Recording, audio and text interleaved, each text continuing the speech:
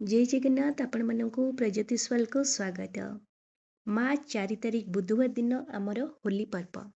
तो होली पर्व केवल गोटे रंगर पर्व नुहे, गोटे खेलर पर्व नुहे, यह हूँ प्रेमर पर्व, गोटे भक्तिर पर्व, गोटे भल पाइबा रंगरे जीवन को रंगेबार दिनर पर्व हूँ आमर होली पर्व। यही पवित्र दिन में आम विशेष करी भगवान श्रीकृष्ण एवं श्री राधा को आम स्मरण करिथाउ। कारण कुआଯାଏ जे वृंदावन में श्रीकृष्ण राधा सहित रंग खेली आ सेई दिन ठारू होलीर पर्व आरंभ होता। किंतु आपण माने जदि बुझा चेष्टा करेंगे केवल वृंदावन में नुहे, आमर पुरी रे मध्य महाप्रभुंकर किछि होलीर मध्य किछि माने पर्व रही। माने से दिन महाप्रभु को मध्य फगु लगा जाइथाए, तांको अर्पण करा जाइथाए। तो तांको पाई मध्य बहुत बड़ दिन।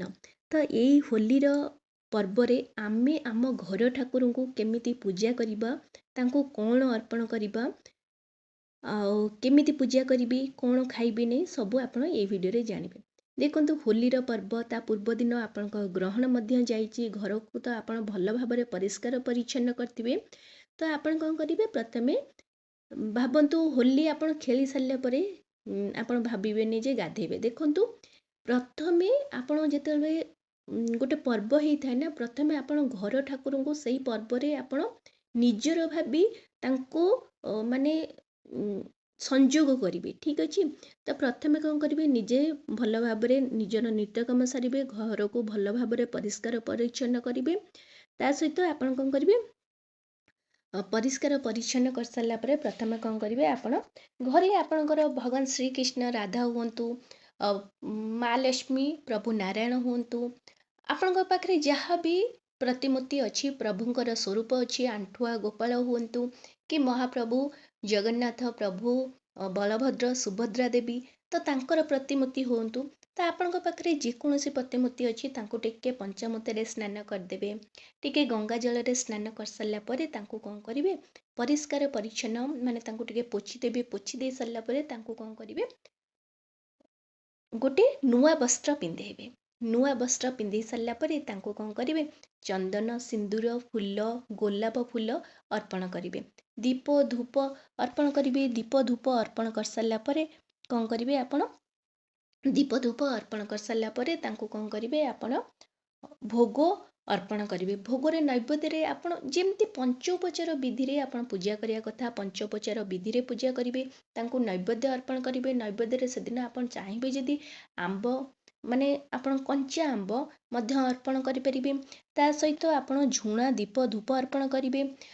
आउ आपण देखंतु तुलसी पत्र जेमिति हेले अर्पण करिवे, तुलसी पत्र हैला, तुलसी माला हैला, ए सब अर्पण करिवे। अर्पण कर सारा परे आपण कौन करिवे, प्रभुंकर चरण रे आपण कौन करिवे, अभीर बा गुलाल आपण जहाँ भी कहतु प्रभु को कौन करिवे, तांको अर्पण करिवे।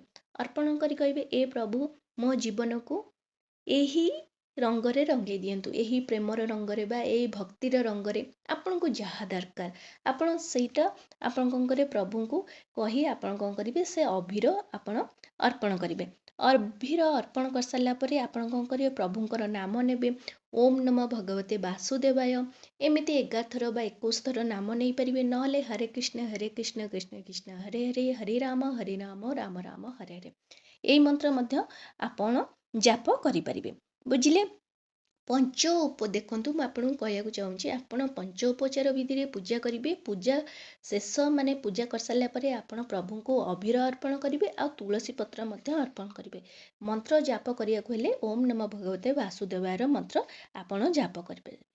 तापरे एतिकी कर सारा परे आपण कौन करिवे, आपण को जहाँ भी पूजा शेष कर सारा परे आपण कौन करिवे, से जो भोग आपण करथिबे कि पणा भोग करथिबे, तो आपण जेकोसी भोग करथांतु, तो से भोग आपणकर जी परिवार सदस्य अच्छा से माने पाइबे। ता सहित आपण कौन करिवे, ठंडा ठंडा माने देखंतु होलीर पर्व गरम दिन, ठंडा पणा प्रभु को जदि आपण अर्पण करछन्ती बहुत भल, तो प्रभु को ठंडा पणा आपण अर्पण करबे, सेइथिरे आपण आंब कसी मध्य अर्पण कर परिबे।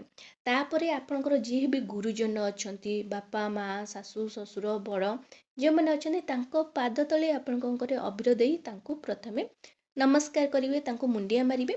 ତାପରେ ଆପଣ ଯାଇ ଆପଣଙ୍କ ସାଙ୍ଗସାଥି ଆପଣଙ୍କର ଯାହା ସହିତ ଆପଣ ରଙ୍ଗର ପର୍ବ ଖେଳିପାରିବେ।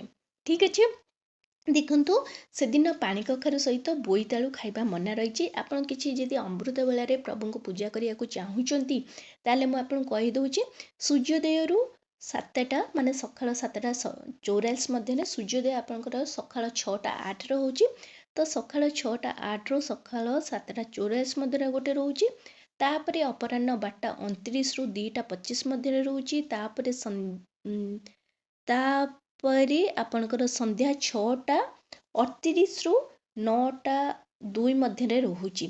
ମାହେନ୍ଦ୍ର ବେଳେ ଆପଣ ଯଦି ଦେଖିବେ, ମାହେନ୍ଦ୍ର ବେଳେ ଆପଣଙ୍କର ଅପରାହ୍ନର ସମୟ ରହୁଛି ଅପରାହ୍ନ 4ଟା 28ରୁ ସୂର୍ଯ୍ୟାସ୍ତ 5ଟା 49 ମଧ୍ୟରେ ରହୁଛି। ଦେଖନ୍ତୁ, ମୁଁ ଆପଣଙ୍କୁ କହିଦେଲି। ଏବେ ଆପଣଙ୍କର ହିସାବରେ ଆପଣ ପ୍ରଭୁଙ୍କୁ ଚେଷ୍ଟା କରନ୍ତୁ ଥରେ ପ୍ରଭୁଙ୍କୁ ଅଭିର ଅର୍ପଣ କରିବା ପାଇଁ ଆଉ ପଞ୍ଚୋପଚାର ବିଧିରେ ପୂଜା କରିବା ପାଇଁ। ପ୍ରଥମେ ପୂଜା କରନ୍ତୁ, ତାପରେ ଆପଣଙ୍କର ସାଙ୍ଗସାଥି ସହିତ ରଙ୍ଗର ପର୍ବ ପାଳନ କରନ୍ତୁ। ଆଶା କରୁଛି ଭିଡ଼ିଓଟି ଆପଣମାନଙ୍କୁ ବହୁତ ପସନ୍ଦ ଆସିଥିବ। ଯଦି ଆସିଛି ତାହେଲେ ଏହି ଚ୍ୟାନେଲକୁ ଜଲ୍ଦି କରି ଲାଇକ୍ ସେୟାର ସବସ୍କ୍ରାଇବ୍ କରିଦିଅନ୍ତୁ। ନମସ୍କାର।